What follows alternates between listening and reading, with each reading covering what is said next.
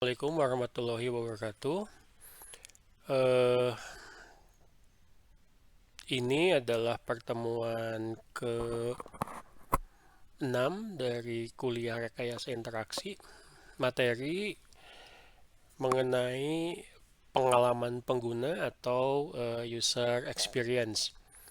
Eh, Betul bahwa user experience sudah dipelajari di kuliah interaksi manusia komputer, tapi dalam materi kali ini kita akan lebih memperdalam lapisan-lapisan mulai dari strategi sampai dengan desain eh, user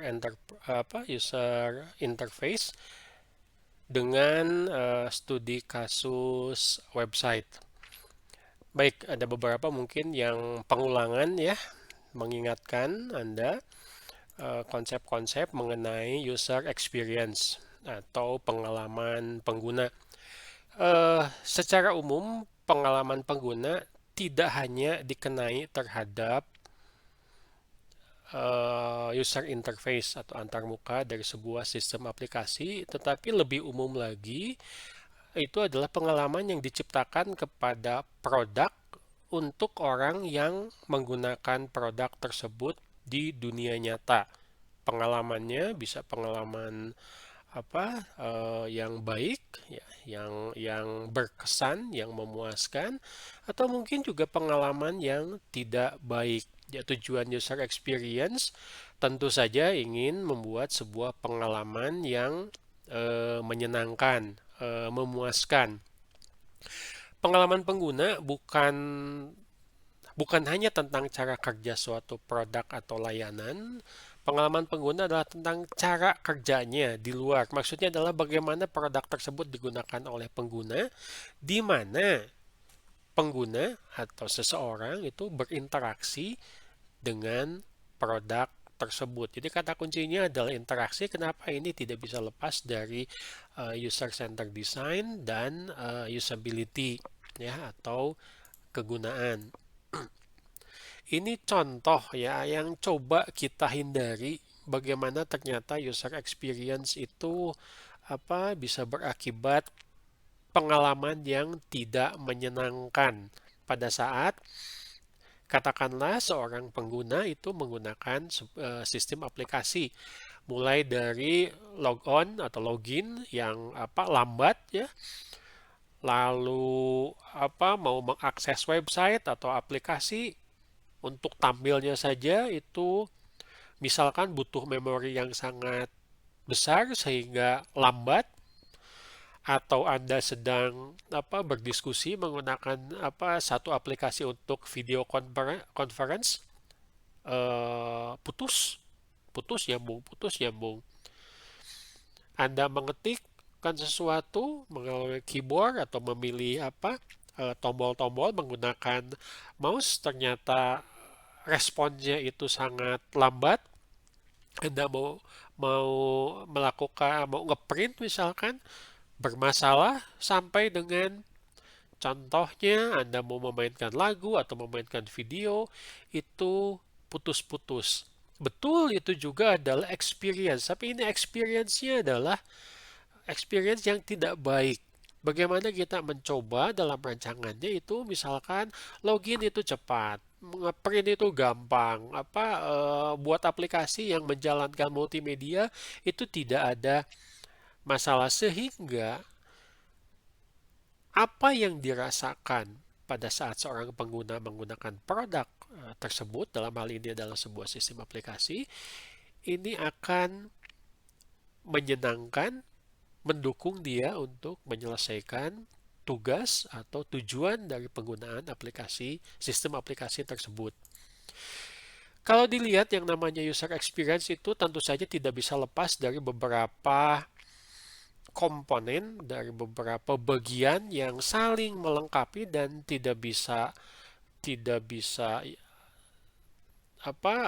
harus ada dalam perancangan user interface. Yang paling umum itu tentu saja adalah visual design. Bagaimana secara visualisasi, secara estetik itu menarik, ya. Penggunaan warna, desain tampilan, tata cara penulisan. Di sini ada typography, ya, lalu ada user interface design, ada konsep, ada high fidelity prototyping, ya, mulai prototype bagaimana sudah dalam bentuk seperti aplikasi yang siap dipakai, termasuk juga mungkin ini bagian dari sistem informasi yang akan sangat mendukung, yaitu information architecture. Ini dipilah-pilah dalam beberapa lapisan, dalam beberapa layer yang harus diperhatikan oleh seorang desainer user experience atau UX designer. Nah, aspek-aspek tersebut, ya, mulai dari berkaitan dengan usability dan accessibility, ya, kegunaan, lalu kemudahan untuk diakses, content strategy, strategi dari aplikasi yang akan dibangun, information architecture, functionality atau fungsionalnya, ada platform apa yang dimana sistem aplikasi tersebut akan berjalan, sampai dengan user interface. Ini semuanya tidak bisa dipisahkan. Tetapi bagaimana kita menyusun, lapisan mana yang akan kita mulai rancang, dari mana kita harus mulai? Itu adalah pertanyaan-pertanyaan, karena kenapa? Kita lihat dari dua bagan yang barusan saya tampilkan, itu memang cukup kompleks. Semuanya harus saling melengkapi, semuanya harus saling mendukung, dan semuanya menjadi satu kesatuan yang tidak bisa dipisahkan. Bagaimana merancang yang namanya user experience? Proses perancangan pengalaman pengguna adalah tentang memastikan bahwa tidak ada aspek dalam sebuah produk yang terjadi tanpa maksud eksplisit tertentu dan istilahnya adalah kesadaran. Semuanya masuk dalam rancangan. Apa yang dilakukan oleh user dan bagaimana hasilnya. Hasilnya tentu saja tidak selalu sesuai dengan hasil perkiraan, tetapi itu harus bisa diantisipasi. Pada saat login, itu tidak selalu yang namanya login akan selalu berhasil. Mungkin salah karena passwordnya salah. Pada saat menggunakan sebuah fungsi, mungkin bisa berjalan dengan baik, mungkin terjadi kesalahan, atau bahkan mungkin kesalahan fungsinya tidak berjalan sama sekali. Nah, itu harus bisa diantisipasi. Jangan sampai pengalaman pengguna menggunakan sebuah fungsionalitas dari sistem aplikasi itu tidak ada bantuan sama sekali dari aplikasinya. Tidak ada interaksi yang memberitahu bagaimana caranya menggunakan, bagaimana caranya jika terjadi kesalahan, dan bagaimana membantu keluar dari kesalahan tersebut ke kondisi awal sehingga bisa mulai lagi. Pengalaman seperti itu harus diperhitungkan, harus bisa diantisipasi, harus bisa dirancang dalam lingkup user experience. Jadi setiap kemungkinan itu harus diperhitungkan dari setiap tindakan pengguna, ya. Lalu juga yang penting adalah bagaimana seorang UX designer itu bisa memahami harapan pengguna. Bagaimana mungkin seorang UX designer bisa berbicara mengenai satisfaction misalkan dari usability atau kepuasan, sementara dia tidak mengetahui harapan dari pengguna. Tiap langkah dari proses tersebut dirancang. Jangan sampai nanti ada kejadian yang tidak diantisipasi, yang berujung kepada user memiliki experience atau pengalaman yang kurang bagus. Baik, sebetulnya ini pernah saya sampaikan dalam sebuah video singkat, tapi kita coba perdalam lagi. Saya menggunakan dari bukunya User Experience, tulisan Garrett, ya. Ini memang sudah cukup lama, tapi menurut saya menarik bagaimana kita melihat lapisan-lapisan dalam perancangan user experience. Istilahnya adalah the five planes ya, karena di sini ada 5, mulai dari yang paling bawah strategi sampai dengan lapisan permukaan atau surface. Nah, eh, semakin ke bawah perancangannya itu semakin abstrak. Semakin ke atas, perancangannya semakin konkret. Dari sisi pandang siapa? Dari sisi pandang pengguna. Ya. Baik, kita lihat satu-satu dari five planes yang dirancang oleh Garrett. Uh, yang pertama itu adalah strategi. Pada saat kita akan membuat sebuah sistem aplikasi, misalkan di sini adalah studi kasusnya sebuah website, strategi apa yang akan diterapkan? Ya sama misalkan pada saat kita melakukan sebuah kegiatan atau sebuah permainan olahraga bergu, misalkan main sepak bola atau buat teamwork dalam menyelesaikan tugas besar sebuah mata kuliah ya. Anda harus punya strategi pada saat Anda akan membangun sebuah aplikasi. Anda harus punya strategi bagaimana cara menyelesaikannya. Anda harus punya paham ini ruang lingkup yang bisa dilakukan dan yang tidak bisa dilakukan oleh sistem aplikasinya apa. Uh, ruang lingkup ini sangat penting supaya memastikan bahwa proses dalam perancangan user experience itu bisa selesai. Strategi ini menggabungkan tidak hanya memenuhi kebutuhan dari pengguna, tetapi juga bagaimana si website itu akan digunakan dan apa yang ingin pengguna hasilkan. Untuk apa pengguna menggunakan aplikasi tersebut? Pekerjaan atau tugas apa yang harus bisa diselesaikan oleh website tersebut dan dirasakan oleh user dari sisi interaksi yang menyenangkan sehingga experience-nya itu menjadi baik. Kita lihat dari bagian yang berikut. Pertama adalah Anda harus balance antara yang namanya user needs atau kebutuhan dari user dan produk objektif atau apa itu? Tujuan dari pembangunan produk. Anda membuat sebuah game. Apa tujuan dari membuat game ini? Tujuan, lalu Anda juga harus memahami, ya, masih ingat user-centered design, bahwa setiap tahapan itu melibatkan user. Anda harus paham yang namanya kebutuhan dari user. Anda harus melihat bahwa sebuah produk, dalam hal ini adalah sistem aplikasi atau studi kasusnya di sini website, itu punya fungsi. Tetapi juga Anda harus melihat bahwa produk ini adalah informasi yang dikemas dalam bentuk website. Scope di sini memegang peranan penting. Jika skopnya terlalu luas, jangan-jangan nanti rancangannya tidak selesai-selesai. Tapi kalau skopnya terlalu sempit, jangan-jangan nanti hasil rancangannya itu tidak menarik dan tidak menawarkan user experience yang menyenangkan. Bagaimana kita mengetahui user needs? Survei, wawancara, pengujian, prototyping, ya, siklus bagaimana si prototype terus dibetulkan.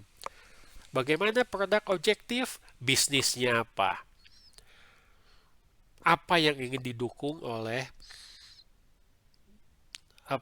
bisnis apa yang akan didukung oleh misalkan website ini? Websitenya e-commerce. Apa yang dimaksud e-commerce? Apa syarat-syarat standar e-commerce? Lalu dikombinasikan dengan kebutuhan dari user. Membuat website untuk perguruan tinggi. Apa kebutuhan dari perguruan tinggi? Layanan apa yang bisa diberikan kepada user sesuai dengan kemampuan user yang tentu saja akan misalkan masuk ke perguruan tinggi tersebut dan belajar di sana.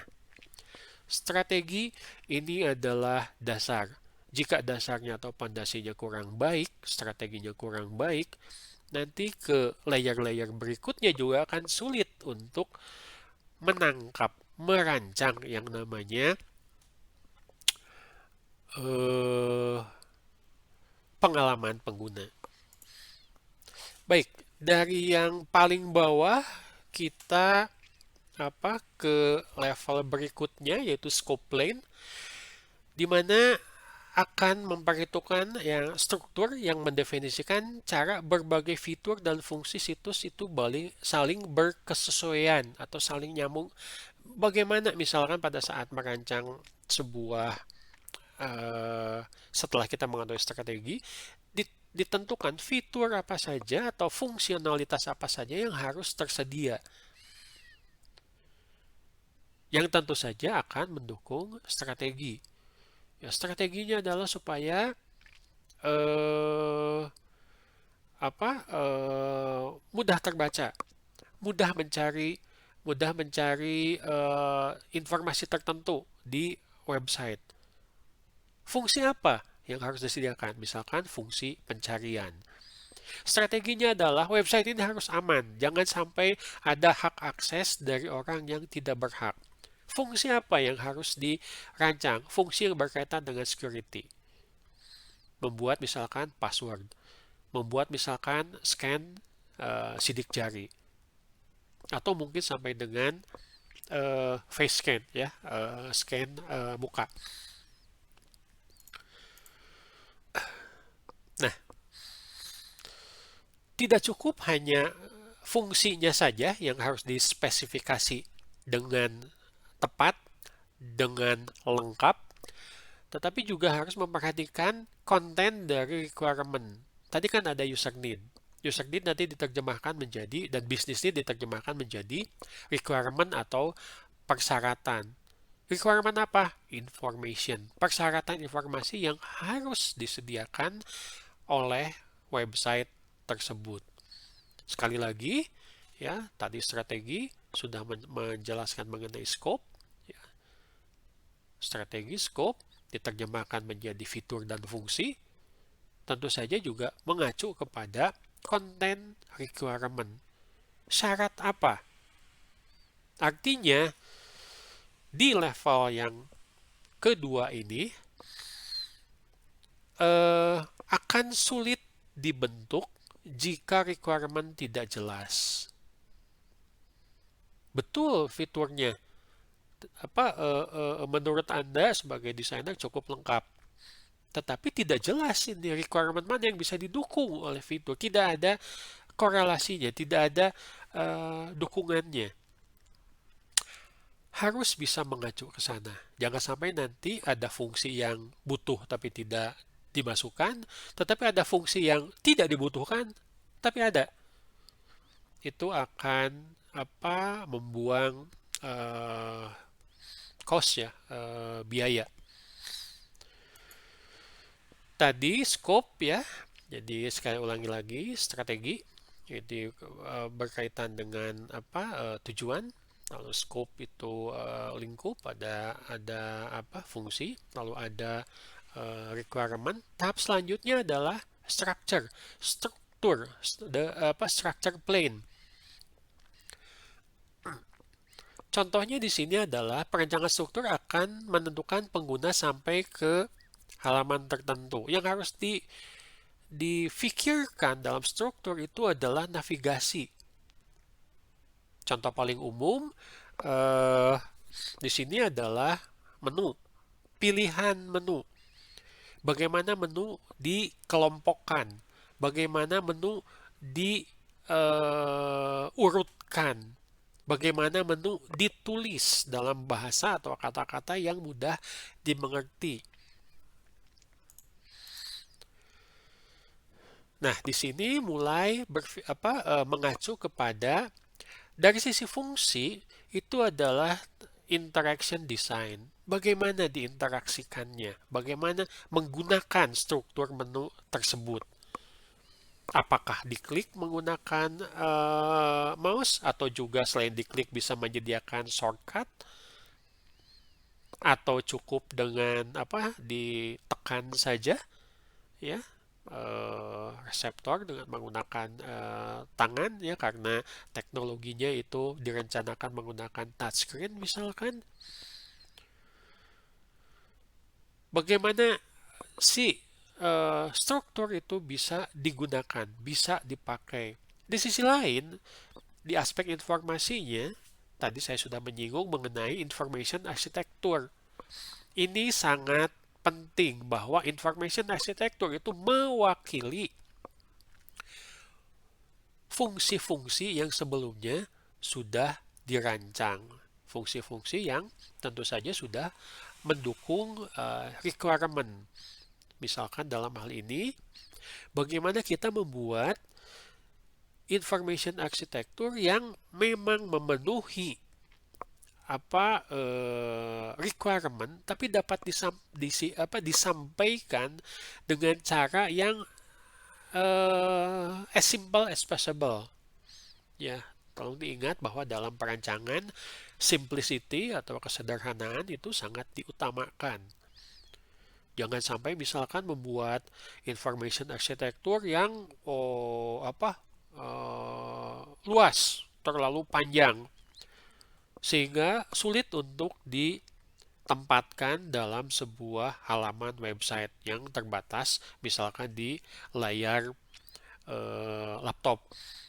Ya, Anda harus berpikiran bahwa mungkin ada informasi yang disembunyikan atau disimpan di bawah. Kenapa? Karena itu jarang digunakan. Bagaimana informasi strukturnya disusun sehingga yang sering digunakan, yang sangat berguna untuk mendukung fungsionalitas dari sistem aplikasi, itu ditempatkan di tempat yang gampang terlihat. Itu misalkan alasan kenapa yang namanya menu itu ditempatkan di atas layar. Mulai menu yang paling penting di sebelah kiri, ya, sampai menu yang tidak jarang dipakai ke sebelah kanan, atau mungkin menu yang disembunyikan. Termasuk di sini juga bagaimana menyusun mungkin istilahnya adalah dekomposisi dari information architecture. Bukan tidak mungkin satu menu pada saat diklik ini mempunyai anak menu. Bagaimana caranya itu supaya disusun tidak terlalu banyak, masih dalam kaidah-kaidah simplicity. Anda harus berpikiran dalam information architecture itu bagaimana mungkin menu-menu yang mirip atau sama itu bisa disatukan. Jangan sampai ada beberapa informasi menu misalkan yang mewakili fungsi-fungsi itu sebetulnya mempunyai fungsi yang mirip atau sama, tetapi menunya dibedakan.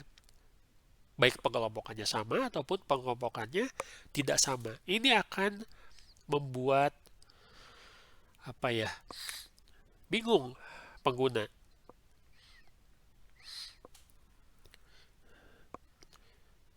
Misalkan kalau Anda lihat contohnya di situs e-commerce, ya, ada pengelompokan untuk misalkan untuk baju laki-laki, untuk baju wanita, baju laki-laki, ada baju anak-anak, ada baju dewasa. Cukup, ya, ini lalu misalkan ada alat elektronik ya tergantung dari e-commerce-nya, apakah nanti dikelompokkan menjadi komputer atau laptop, lalu TV, lalu kulkas. Nah, pengelompokan tersebut tentu saja tidak bisa lepas dari fungsi, tetapi dibuat sesederhana mungkin. Jangan langsung misalkan disatukan dalam sebuah menu sehingga menunya sangat panjang, atau mungkin Anda perlu dekomposisi. Dan tidak harus dipikirkan estetika, ya, pada saat menyusunkan menu. Menunya meskipun misalkan sudah simpel tapi masih mudah dibaca dan mudah dipahami. Baik, kita lanjutkan. Nah, tahap selanjutnya di sini adalah skeleton plane. Ini adalah ya skeleton itu kerangka ya, kerangka situs. Di sini Anda mulai merancang. Biasanya skeleton itu kalau dalam paper prototyping Anda sudah merancang layout kasar. Penempatan tombol ada di mana, foto ada di mana, teks ada di mana, ya struktur menu yang sudah dibuat di sebelumnya itu Anda mau tempatkan seperti apa. Kerangka dirancang untuk mengoptimalkan pengaturan elemen-elemen untuk efek dan efisiensi maksimum. Eh, Salah satu konsep yang juga berkaitan dengan simplicity penggunaan website itu adalah apa istilahnya ya, minimalis. Bagaimana satu layar itu Anda bisa merancang seminimal mungkin. Jadi istilahnya juga dalam penggunaan warna dan objek itu tidak terlalu ramai. Ya karena apa biasanya yang terlalu ramai itu juga berdesak-desakan, misalkan white space-nya jadi kurang, pemilihan warnanya jadi terlalu banyak, itu akan mempersulit penglihatan, mempersulit untuk pembacaan sehingga nanti kemudahan untuk dipelajari. Ingat aspek-aspek usability menjadi semakin sulit ya. Dalam skeleton juga Anda harus memikirkan efek dari setiap komponen yang ada yang memang dibutuhkan dan efisiensi yang maksimum. Pastikan dari pilihan-pilihan layout dari kerangka skeleton plane ini memang yang betul di apa dibutuhkan. Dalam perancangan awal mungkin Anda semuanya ditempatkan. Misalkan Anda menyimpan ada 4 atau 5 tombol. Lalu nanti mungkin bisa direview lagi. Betul tidak? Kelima tombol ini akan dibutuhkan atau harus ditampilkan di halaman awal. Bagaimana kita bisa membuat ini lebih simpel? Kalau ternyata misalkan bisa direduksi menjadi 3 buah tombol, ya 3 buah tombol saja yang digunakan konsisten di uh, posisi tertentu di rancangan layar.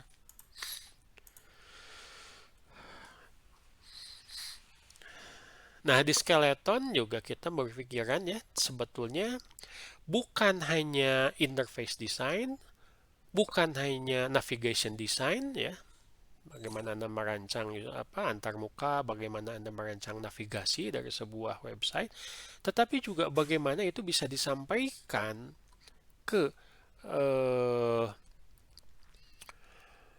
pengguna dalam bentuk informasi yang bermanfaat. Contoh paling sederhana dari navigasi tentu saja adalah breadcrumbs ya. Bagaimana caranya orang dari halaman awal buka page ya, banyak page terus bisa lagi ke halaman awal. Bagaimana orang dari halaman awal bisa langsung ke satu link ke halaman informasi selanjutnya, dan bagaimana pada saat dia balik lagi sudah diinformasikan, sudah ada perubahan misalkan dari tulisannya bahwa halaman tersebut sudah dikunjungi, ini halaman yang sudah dikunjungi, ini halaman yang belum dikunjungi. Bagaimana dalam interface design Anda bisa membedakan antara link dengan misalkan isi informasi dari satu page website tersebut. Ini harus bisa ditampilkan di skeleton plane. Tata letak, layout, interface design. Navigasi, bagaimana caranya misalkan ke halaman selanjutnya. Bagaimana misalnya kalau kita milih menu ini.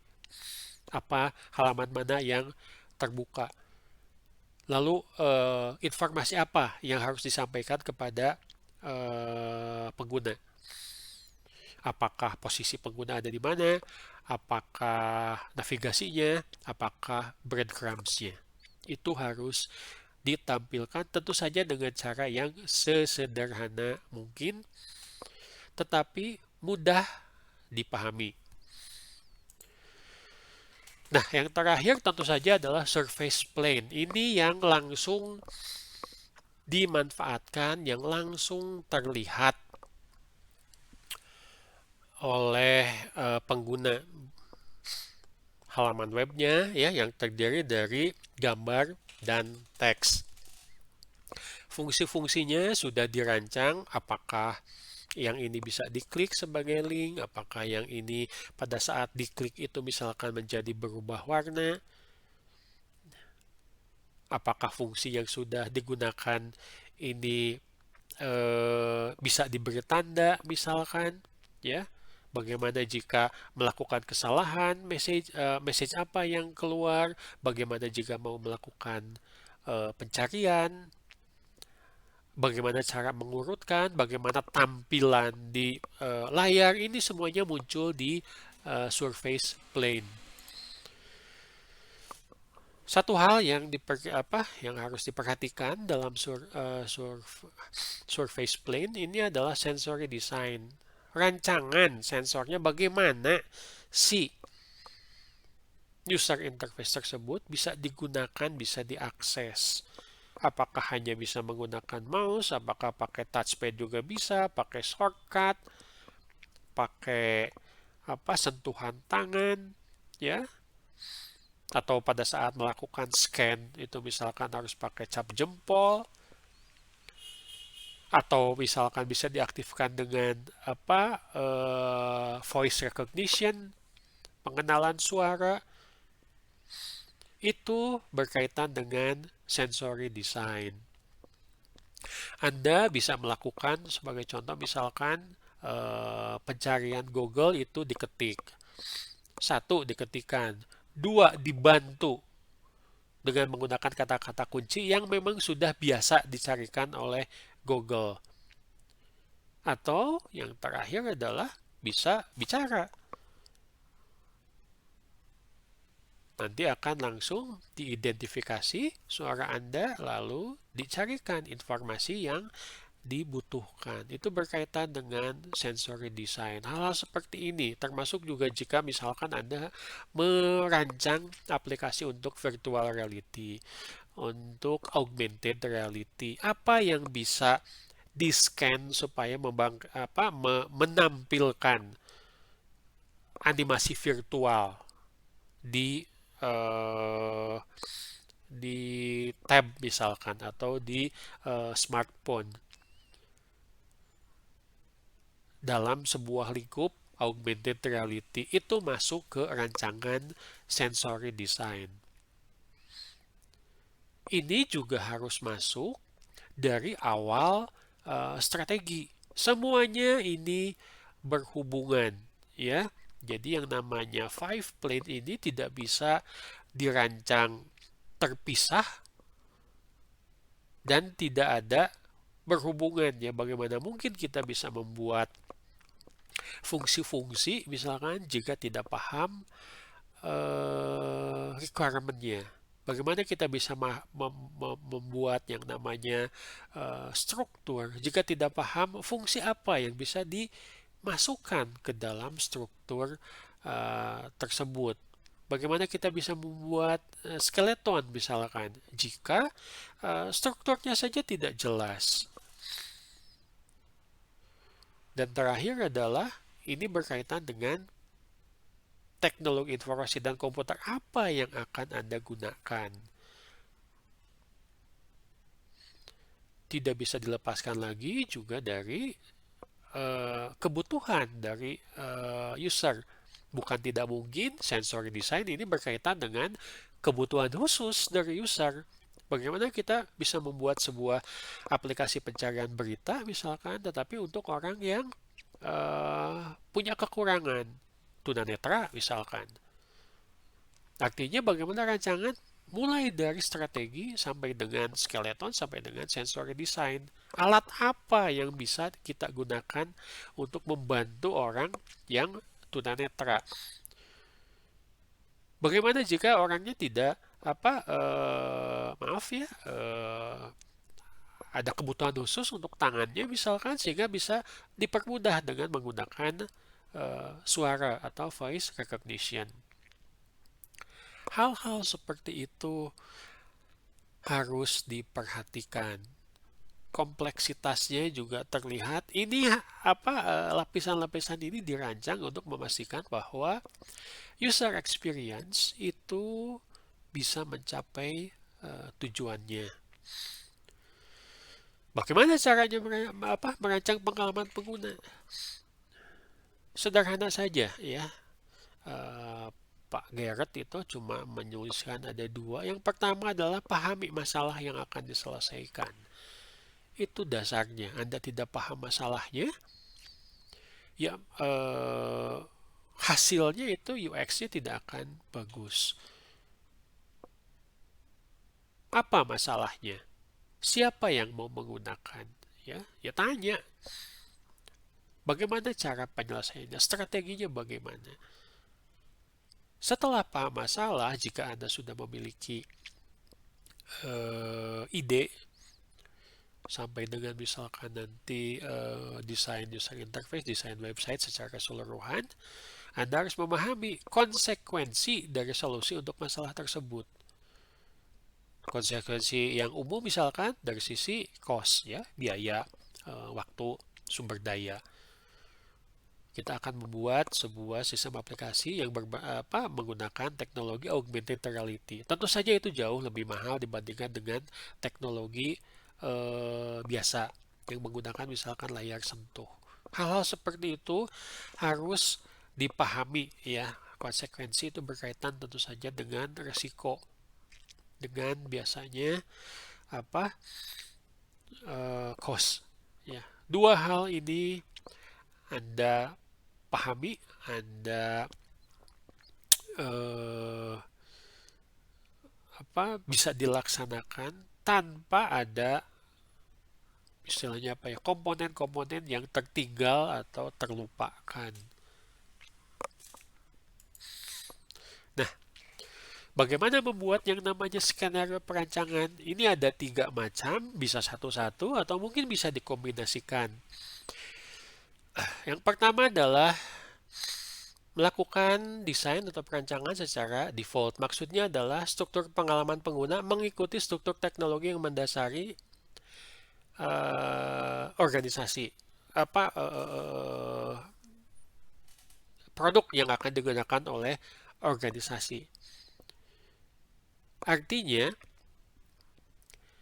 penggunaannya itu benar-benar mengikuti apa yang biasa dilakukan oleh pengguna. Ya, kita pernah belajar mengenai mental model ya, bagaimana cara pandang dan perilaku orang dalam memanfaatkan teknologi itu diikuti secara default sampai dengan langkah-langkahnya. Jadi pada saat menggunakan orang belajarnya cepat dan memiliki pengalaman yang menyenangkan karena tidak usah butuh waktu lama untuk melakukan belajar. Yang kedua adalah desain dengan mimik ya, meniru. Pengalaman pengguna kembali pada konvensi yang sudah dikenal produk lain, publikasi atau aplikasi perangkat lunak terlepas dari seberapa sesuai konvensi tersebut bagi pengguna. Meniru yang sudah baik. Artinya misalkan seorang desainer website dalam merancang user experience yang bagus, ini mencari contoh, meniru website yang memang dinilai tingkat usability lalu juga user experience-nya sudah bagus ya. Bukan artinya menjiplak mentah-mentah, jangan salah paham, tapi meniru yang sudah baik itu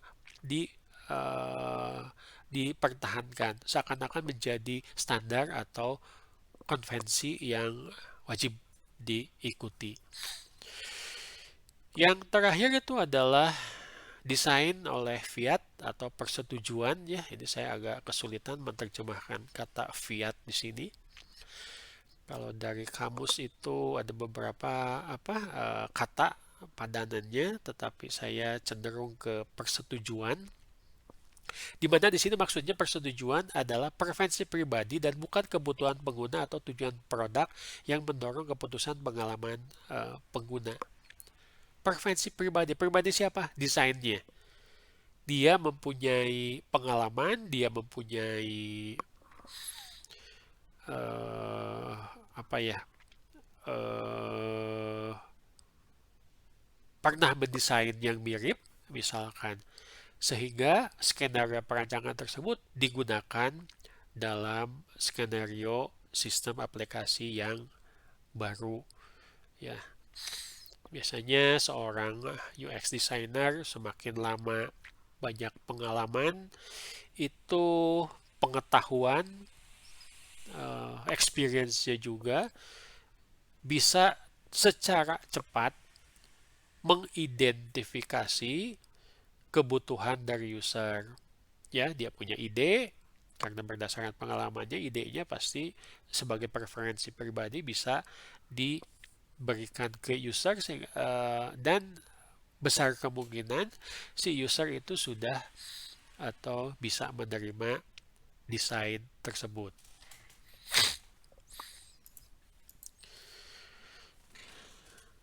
Tujuannya sederhana ya dari UX di sini. Bagaimana membuat pengguna yang tadinya kurang puas, ya, mulutnya ke bawah, lalu mulutnya jadi tersenyum menjadi puas. Ini punya nilai yang sangat besar. Bukan hanya dari sisi aspek perancangan ya, tetapi juga sangat mendukung dalam bisnis yang memanfaatkan sistem aplikasi. Orang suka menggunakan aplikasi itu. Dalam kasus tadi misalkan website ya, orang akan berkunjung ke website tersebut, akan kembali berkunjung karena mudah menggunakannya. Satu saat dia memiliki experience yang kurang bagus, orang akan meninggalkan website tersebut, tidak akan menggunakannya lagi. Ya, mungkin dalam kasus yang lebih parah, memberitahu orang lain bahwa desain dari website ini buruk. Bahkan orang yang belum pakai pun sudah beranggapan bahwa ya websitenya buruk, memberikan experience yang tidak bagus. Baik, dari lapisan-lapisan itu saya harap Anda mempunyai pemahaman menyeluruh ya bahwa perancangan pengalaman pengguna atau user experience design itu dirancang secara terstruktur, saling terkait, bukan hanya melihat aspek estetika, tetapi juga fungsional dan informasi, mengacu kepada kebutuhan pengguna, ya. Lalu juga aspek tujuan dari pembangunan aplikasi tersebut. Balance ya, karena aplikasi juga harus mendukung bisnis. Oke, itu materi kita untuk pertemuan ke-6 kuliah rekayasa interaksi ya, judulnya coba kita memperdalam mengenai pengalaman pengguna atau user experience. Oke, cukup dulu untuk kuliah sekarang. Kita ketemu di kuliah selanjutnya. Assalamualaikum warahmatullahi wabarakatuh.